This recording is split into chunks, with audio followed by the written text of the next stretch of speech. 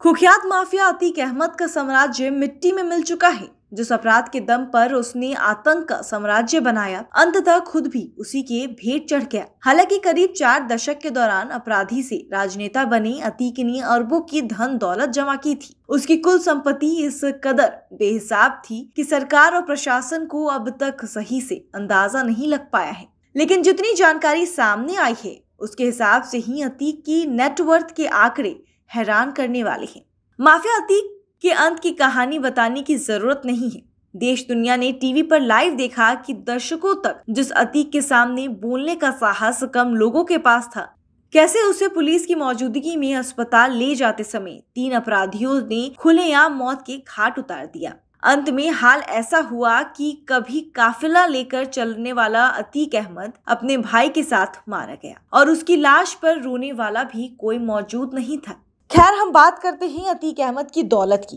पहले उन आंकड़ों की बात करते हैं जो आधिकारिक है। अतीक अहमद उन अपराधियों में प्रमुख है जो बाद में राजनीति के सहारे मुख्य धारा में आया। वह 5 बार विधायक और 1 बार सांसद रहा था। पिछले लोकसभा चुनाव में तो वो प्रधानमंत्री नरेंद्र मोदी के सामने खड़ा हो गया था। हालांकि उसे 1000 वोट तक नहीं मिल पाए थे। चुनावी हल्फनामे में अतीक ने खुद अपनी संपत्ति 25 करोड़ रुपए बताई थी। चुनाव आयोग के पास उपलब्ध चुनावी हल्फनामे के अनुसार उसके पास कैश में करीब 5.5 लाख रुपए थे। उसकी पत्नी और बच्चों के पास कैश में करीब 3.5 लाख रुपए थे। वहीं बैंकों में अतीक ने 1.30 करोड़ रुपए जमा करवाए हुए थे।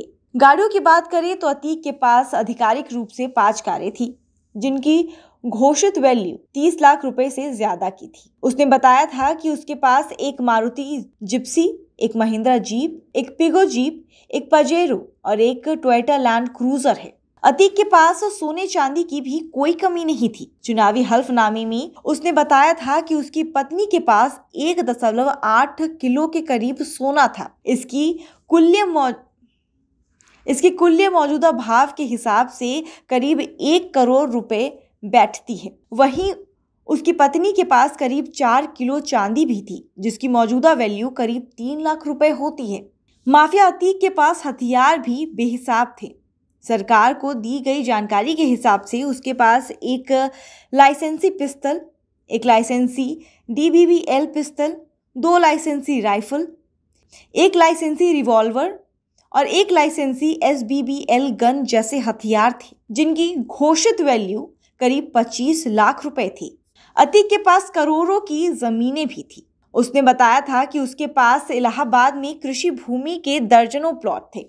उसके पास इलाहाबाद के अलावा लखनऊ, दिल्ली और नोएडा जैसे शहरों में गैर कृषि भूमि, आवासीय इमारत, व्यावसायिक भवन जैसी प्रॉपर्टी भी थी। इन सब प्रॉपर्टीज की कुल वैल्यू कई करोड़ थी।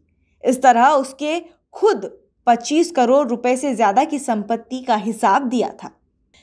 ये तो हो गई हिसाबी दौलत की बात। अतीक के पास बेहिसाबी दौलत तो अरबों में थी।